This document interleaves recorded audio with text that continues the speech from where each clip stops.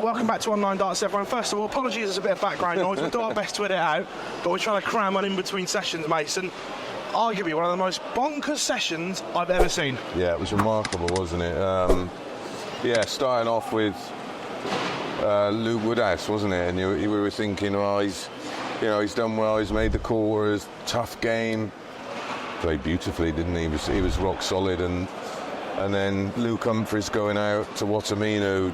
Well, one of the performances of his career, I'd say, considering the circumstances, and it's been a long time since he'd been this deep in a tournament, and it's significant for all of it. I mean, we were one leg away from having four players in the semi-final, all ranked outside the top 32 in the world before the event started. I can't think of another one like this. Yeah. We've had the anomalies of someone going on a run who was an outsider, but it just shows you the strength and depth in the Pro Tours, that there is these players capable, but it's making that transition, it's making that step up. They've all, all of the semi-finalists have big averages and big performances and big wins, but it's doing it game on game on game, and then it's doing it up there under pressure. It's a different world. There is a slight thing that there has been a breeze in here. Most players, even Ed House, who won, complain about it. We saw Michael last night, Luke, obviously Richie won and complained about it, and we're seeing that more and more in these big venues. What can they do? Or is there anything? Because it is affecting performances. Yeah, unless you can defy physics. But effectively what happens, there's all the cool air is in the roof, and of course there's so much warm air because there's 7,000-8,000 people in here.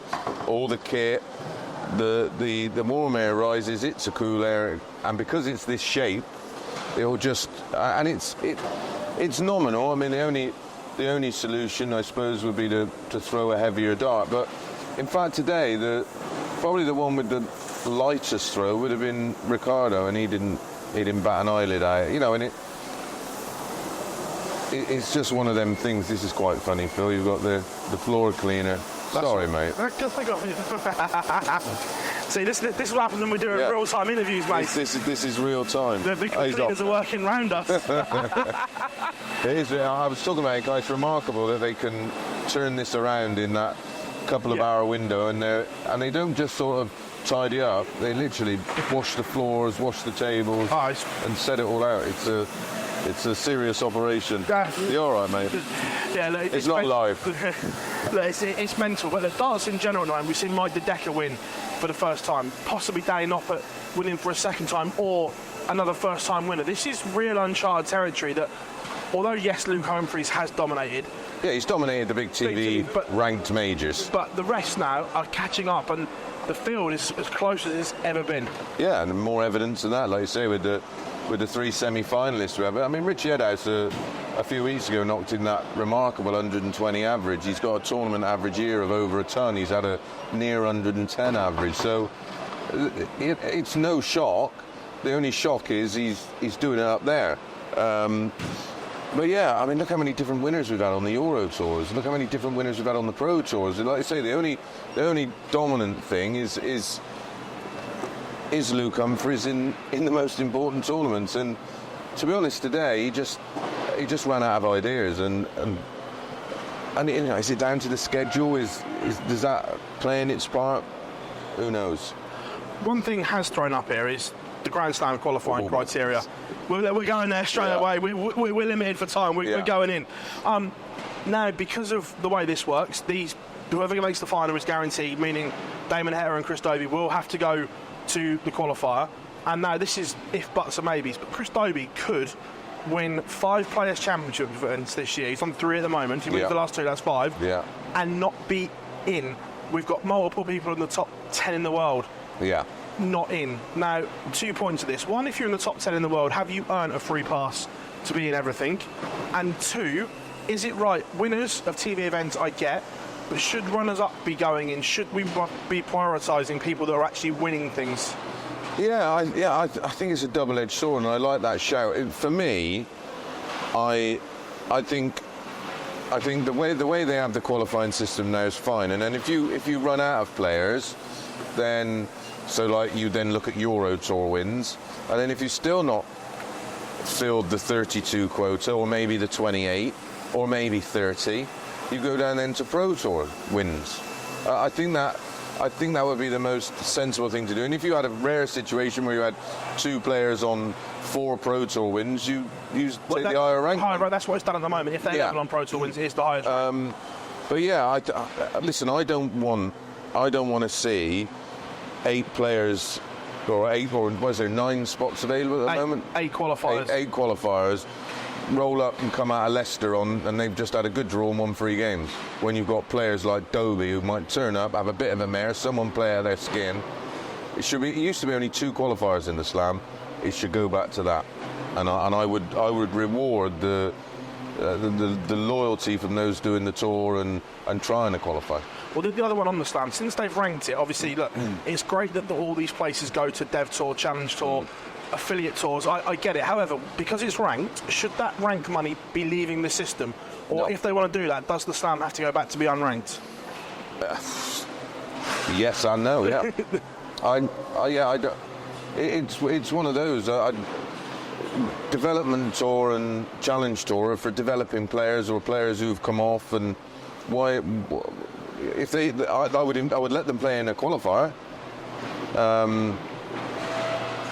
But you can make a case. You can argue the toss all day long about, is that the right thing to do? Is that the wrong thing to do? What would Alan Warner's input be on behalf of the players?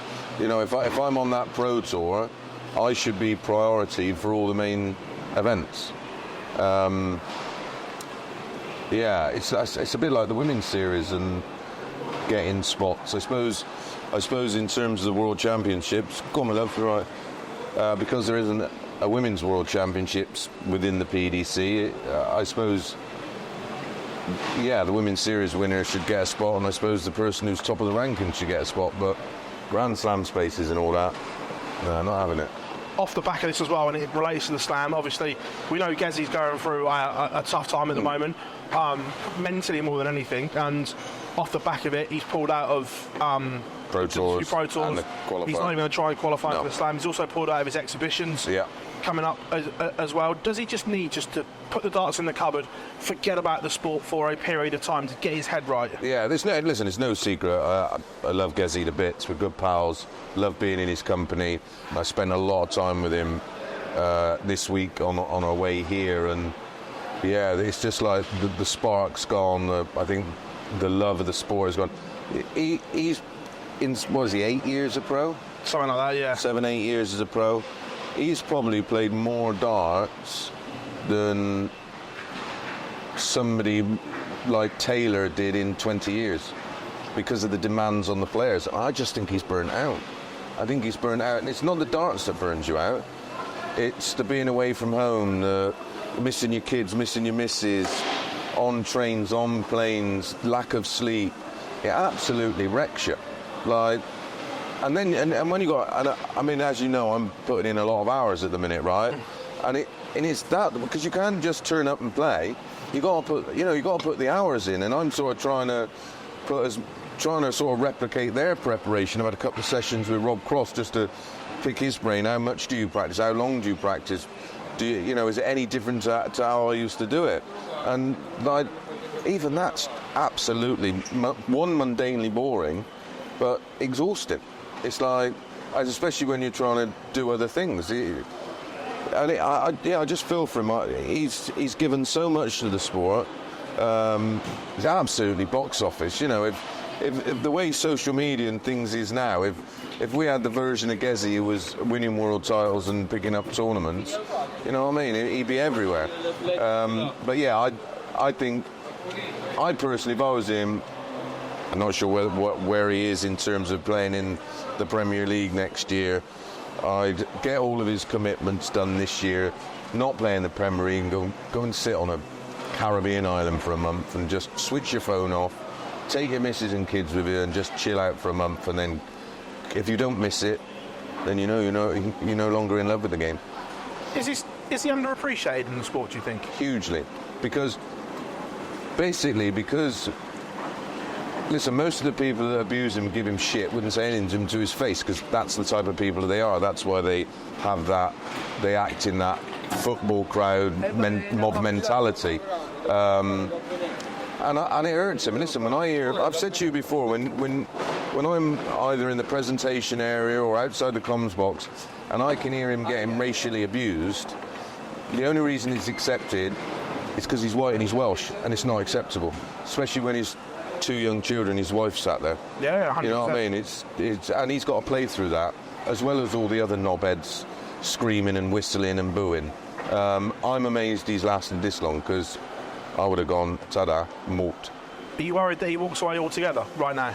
Yeah, I am, and it's all right, people going, oh, there's loads of players. There's no players like Ezzy. There isn't another one. You know, he's unique. Every part of his place in the world of darts is unique.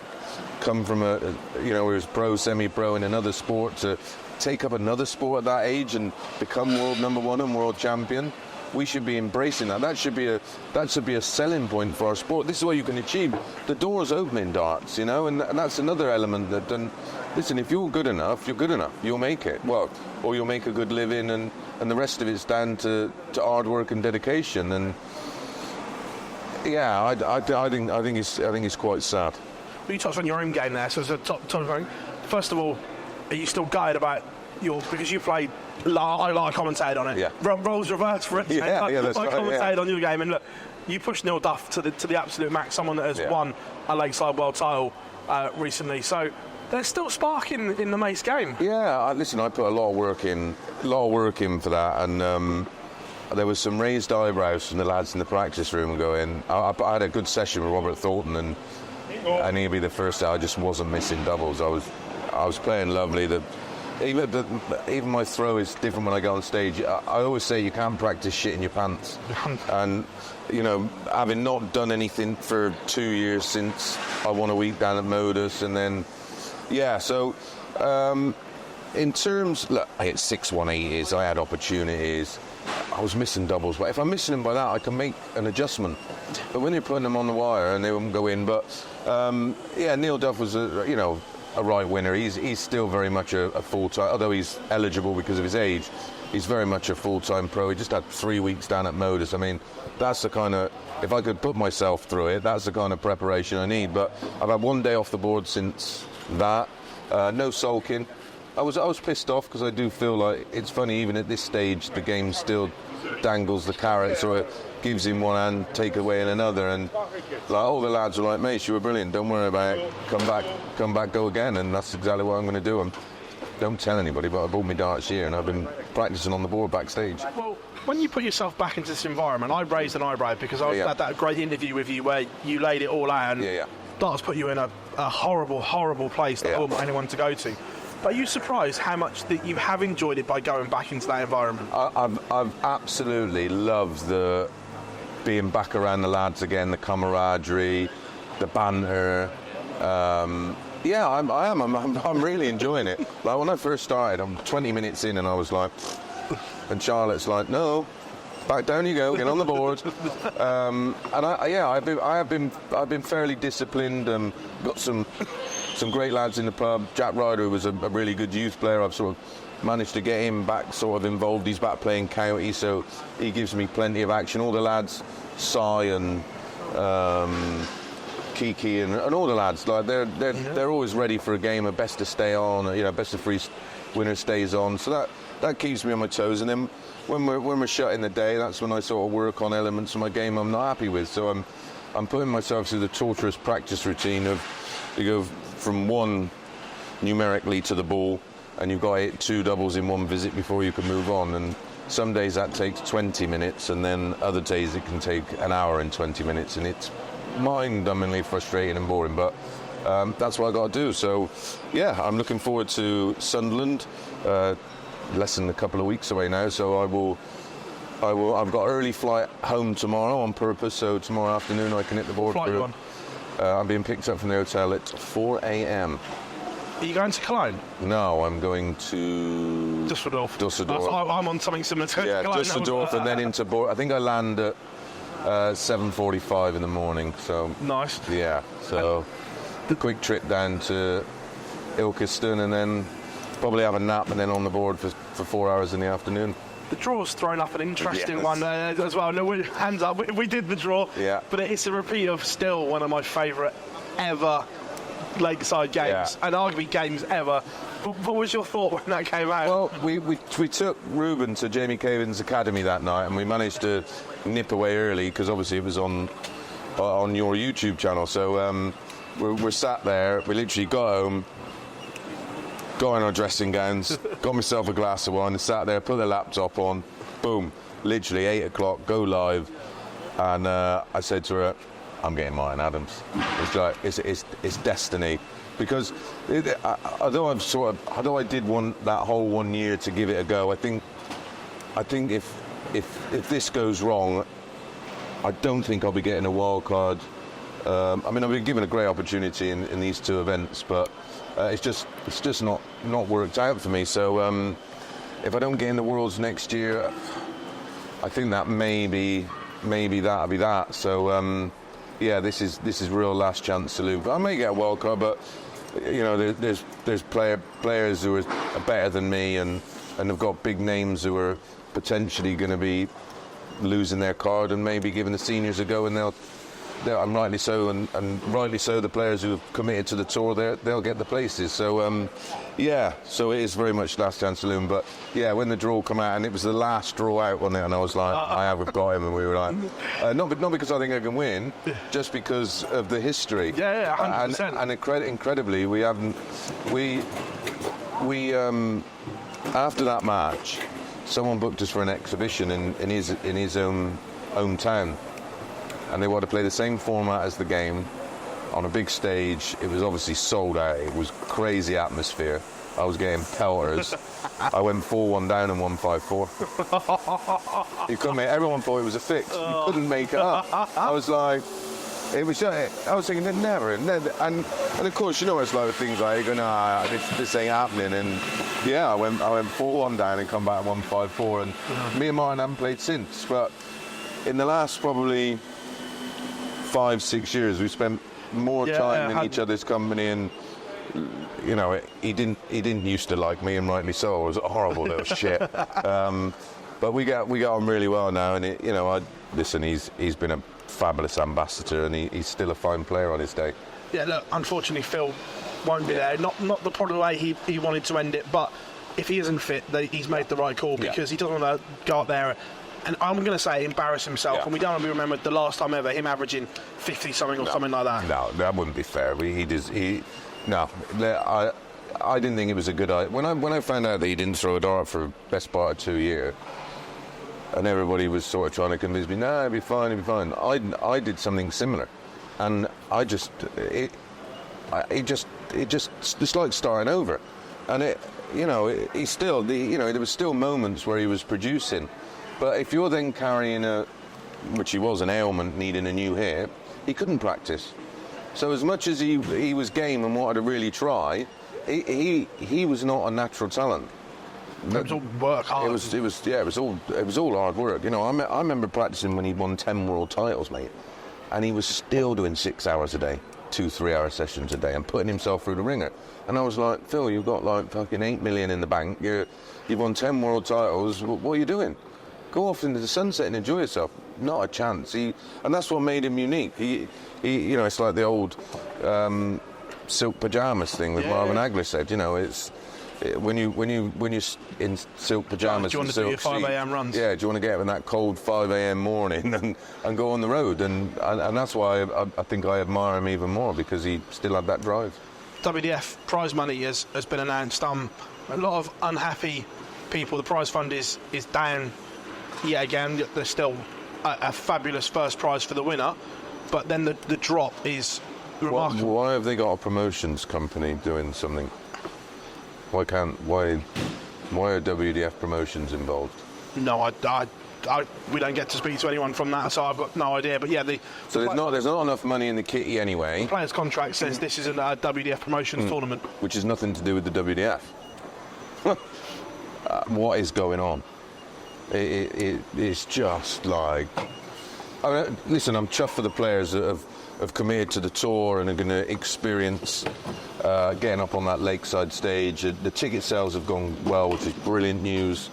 But it's certainly a kick in the teeth for someone who's invested thousands and thousands to be told, well, you're only guaranteed 750 quid if you lose first round.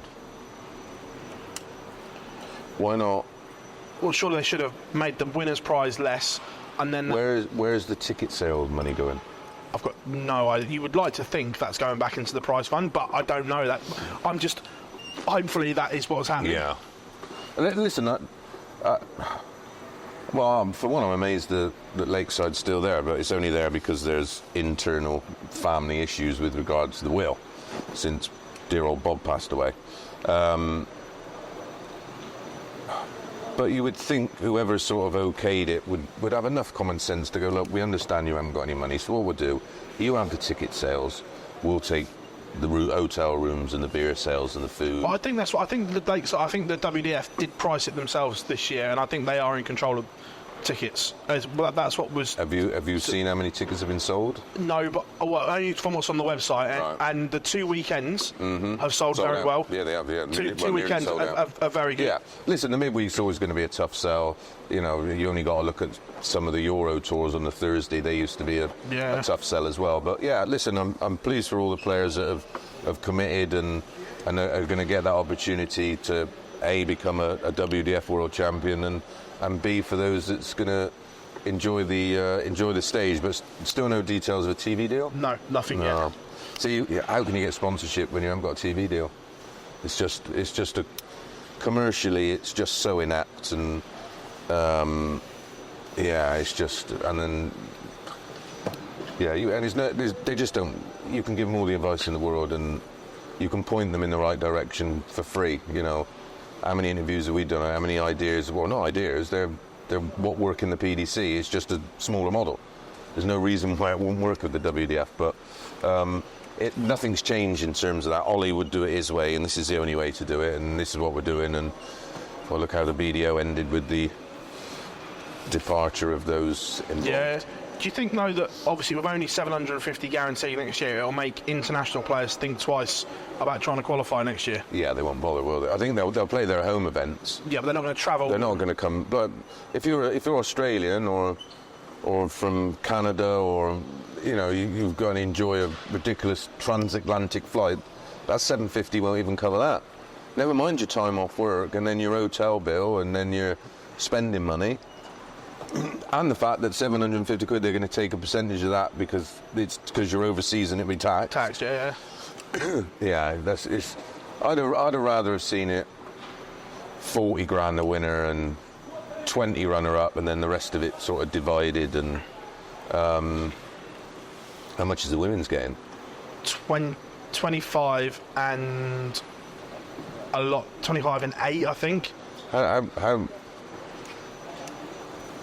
How does that work? How are they generating that much money to be valued at paying the winner 25 grand? I've got no idea, because they don't give us any information.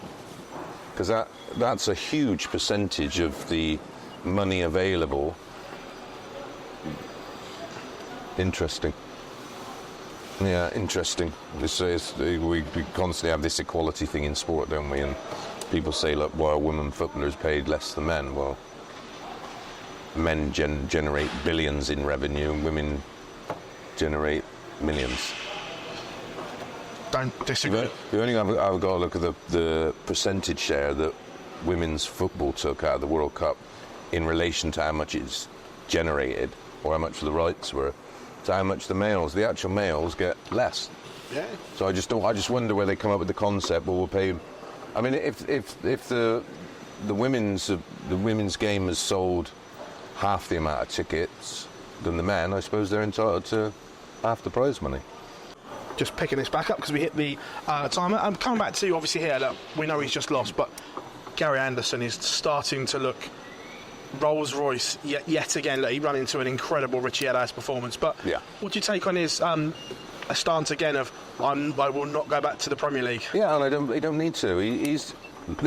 I'm in a fortunate position. I've done okay, so I'm I have the ability to speak as I find and do as I want, because you want to cancel me, crack on. Like, and he's very much the same. You don't want me to play? I won't play then. I don't care. Gary plays when Gary wants to play, and at the moment we're seeing, in some cases, the best version of Gary Anderson we've ever seen. Not so much so on the TV yet, but that will come, you know, and that's I fancied him to win it. You know, I fancied him to be MVG. I just thought he can't keep playing that well. It's not like he's inexperienced on stage or doesn't know how to win on stage, but that performance from Richie Ellis today, that would have taken anybody out. He's a sensation. Listen, Gary averaged over 100 and got pumped. Well, he was 6-1 down, average 110. Yeah. And that's where the game is right now. We used to be flabbergasted when we'd see people losing with 104, 105. We now see him lose with 112. The game's just off the chart. Well, on that 112, that Euro Tour game between MVG and Littler, he looked at the scoreline, you think, oh, he battered him, but that was vintage MVG in there as well, which is fine margins. I think that's probably the best Euro Tour I've ever watched. It was. I mean, I love the Euro Tour. I'm a huge fan. Lucky enough that I get to work on a few as well. So, I just love the Euro Tour. And that's why we're seeing players in some cases, like Ricardo, being fast-tracked. Because he's learning. I mean, he's not a particularly great floor player, but he's learning his trade on the Euro Tour stage, which is why I fancied him to beat Noppert today. You know, but listen, at 9-7 up, he needed to find a 15 or a 12 in either of the two legs to get it done, and it just didn't happen. And Danny's reeled off 3-15 darters on the spin from 9-7 down to win 10-9. Credit to him. Gary warned us at the Worlds about the media intrusion and Luke, and it's been highlighted again by the one in the Mail in particular. The headlines around Luke Littler that are horrific. One, disrespectful to him and his opponent, Andrew Gilding, not the former UK Open champion, the former Butcher. The mainstream darts media, I think, have handled Luke very well, but the ones that, as in the darts media, but the outlets that just dip in and out are making it a stain on it, because there's been some horrific ones recently. Yeah, and if the Sun are in the media room at the Worlds, you make a rub for your own back, don't you? Because I ban them all. If I was Barry, because then it's counterproductive. It's doing our sport no favours at all, coming out with all the shite that's on the Mail online and in the Sun and the Star. What are them people doing anywhere near our sport? They would throw you under the bus just for a bit of click-baity bullshit. And they got to go. The other dude, the darts news dude, he's just as bad. Feel like that darts referee arsehole. What was he doing anywhere near Modus? Like, I don't understand what people think they get from it all, but like, we've got one of the most sensational talents on our hands, and it's almost like, right, initially it was a great story because he was a 16-year-old kid, and now it's going to get worse. When he hits 18, you know what they're like. You know, and we've got all of us have got a duty of care. You have, PDC has, I have as a commentator. You know, you've got to protect him. I don't want to see him like Gezi or like Gary, almost disillusioned with the sport, because he could come and go in 5 years and we'd never see nothing like that again. We might not ever see nothing like that again. Like 3 first-round exits in the last 3 big ranking tournaments. You know, what's going on? Is there something wrong? Is there something that we don't know about? Is he struggling mentally with it? And imagine how he feels seeing some of that shite written about him when him and his partner decided, like, listen, it ain't going to work or whatever. That's personal, that's their reason. But seeing all that crap written in the, you know, why are people interested anyway? I don't care what you have for dinner tomorrow, or what bird you're going out with, or what restaurant you're in, or why do people care? Just like, if I sit down and watch boxing or watch a game of football, I'm interested in what they play like, not what they do with their life, with the exception of that other footballer who's just about to have another baby, because that was disgusting. But I don't get that type of media attention, like, unless it's for a good thing. I mean, look how they treated Fallon as well. My God. And now Dieter's getting pelters and Noah's getting pelters, and you're just like, we don't learn anything from someone like Caroline Flack, who was almost hounded into suicide, and then we've just had this young lad from One Direction. How much of that was down to abuse and personal attacks? You just don't know, do you? You just don't know, and I just really feel for Luke, and I worry because he loves darts, right? There's no. He's been playing since he was a dot. Yeah. Like, what he's achieved already is like unreal. Yeah, all I seem to see when I mean, as you know, I don't do Twitter, but I do a bit of Facebook. So any stuff like that tends to pop up on the feed or whatever it's called, and you're like, but you can't protect him because kids love phones, don't they? They love the internet. So it's almost like you can't protect him, which is why I said to Gezi, just fucking go to an island somewhere. No 4G. Yeah, no internet, nothing. As long as you've got some way of sort of keeping in, take a Nokia, so you can ring home and make sure the chippy's all right or whatever, and you know your family's all right wherever you leave back home. But yeah, we live in a strange old world, mate, don't we? But the Worlds is on the horizon. I know we've got tournaments in between, but everyone is talking about the Worlds already. And look, every year it gets bigger, it gets better. How excited are you for Alexander? Yeah, I can't wait. At the start of this tournament, this is sort of this is where you start to see who's coming into form, who's conscious of what's upon us. Very much so at the Slam, because because of the shorter format group games, and then you get the real long games in the back end, and that really then is an indication of who's going to be up for it. And then we go into the Players' Championship, which is the last event before the Worlds, and I don't read too much into that one really because of the short course nature of the early stages, but as a rule, those that have good runs there and go deep and look good there, especially the latter where the format goes up. When we get to the longer race, more often than not, the ones who sort of do well in the Slam and then they carry that over into the Players' Champs, and then inevitably they carry that over. Well, Luke Humphries being the perfect example. Yeah. Also, as well, a lot of chat around the Premier League, as it always starts, obviously, this time of year. One, are you surprised that they haven't changed? Because eight is almost like it's cutthroat. There's going to be some disappointed names whenever they announce the lineup. Yeah, there's a great opportunity to have a bit of a change up, and what we discussed on our last chat, I'd have it 12. Everybody plays once a night, so the fans are getting 6 high-quality matches. You do that until they've all played once. All played each other twice, should I say, so basically a home and away fixture. And then the bottom 4 drop out, and then the final 4 weeks or whatever, you go back to the current format. Yeah.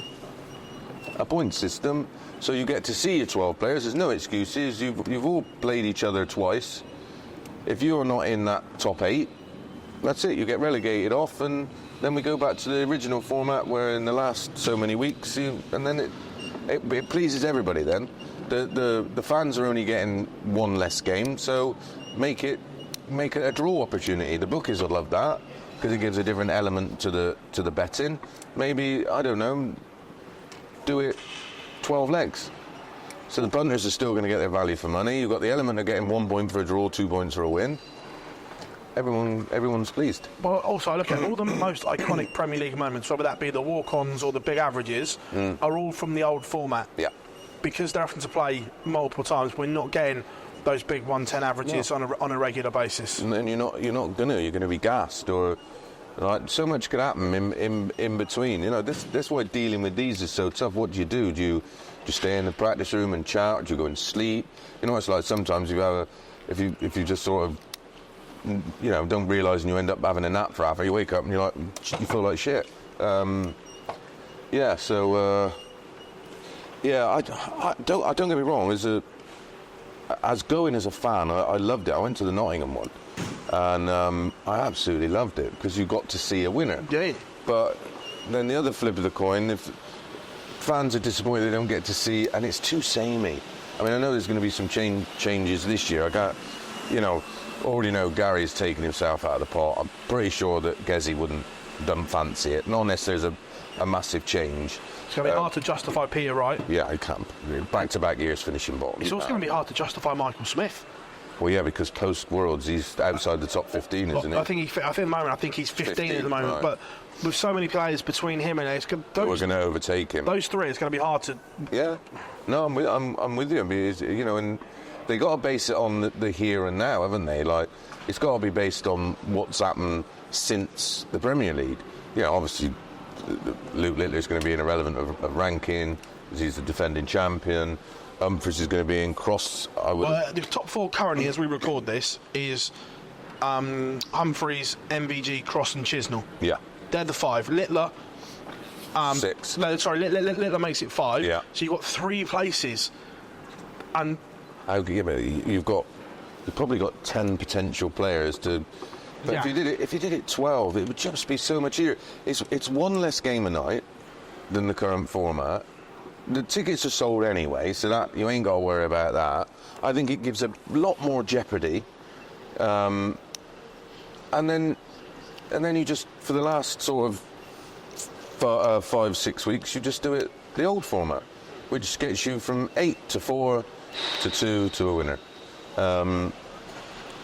And it gives players opportunities to experience the Premier League. And when you're hot, but you don't know what's going to happen next year. You know, you don't know what you're going to be playing like, and you may miss out. You know, I want to see Dobie in there. I want to see Mike De Decker in there. I want to see him in it. He hits lots of 180s. He's won a major. How can he not be in it? If you win a major on ITV, of course, because they don't exist, then you won't get on the Premier League because it's on Sky. But yeah, it's the Premier League's a funny one. I'd understand why they want to keep it because it was really good for the fans.